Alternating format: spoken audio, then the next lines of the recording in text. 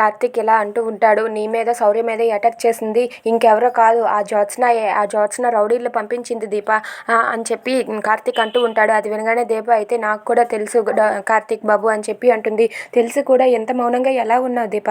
నిన్ను నువ్వు సమర్థించుకుంటున్నావా? ఆ జ్యోత్స్నని క్షమించేస్తావు అనుకుంటున్నావా నువ్వు అని చెప్పి అడుగుతూ ఉంటాడు. అది వినగానే అక్కడ ఉన్న దీప ఎలా అంటూ ఉంటుంది. ఏంటి కార్తీక్ బాబు, మన శౌర్య మీద అటాక్ జరిగిందంటే నేను ఎలా ఊరుకుంటాను? నేను ఆ జ్యోత్స్నని ఏమీ అనలేదని మీరు అనుకుంటున్నారు. నేను ఆ జ్యోత్స్న దగ్గరికి వెళ్ళాను అని చెప్పి అంటుంది. అది వినగానే ఆ కార్తీక్ ఎలా అంటూ ఉంటాడు.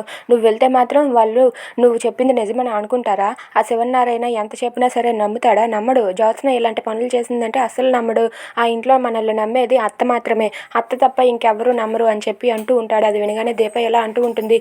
లేదు బాబు, ఇప్పుడు ఆవిడ కూడా నమ్మటం లేదు. ఆవిడ కూడా వాళ్ళ తరపున మనిషి అయిపోయింది అని చెప్పి అంటూ ఉంటుంది. అది వినగానే కార్తీక్ అయితే ఒక్కసారిగా షాక్ అయిపోతాడు. ఏంటి దీప నువ్వు మాట్లాడుతున్నది అని. అవును కార్తీక్ బాబు, ఇప్పుడు జ్యోత్స్నని వాళ్ళ అమ్మ కూడా నమ్ముతుంది. మనం చెప్పింది అబద్ధమని నమ్ముతుంది అని చెప్పి అంటుంది. అది వినగానే కార్తీక్ షాక్ అయ్యి అలా చూస్తూ ఉంటాడు. అవునా, అత్త కూడా అలా అందా అని చెప్పి అంటాడు.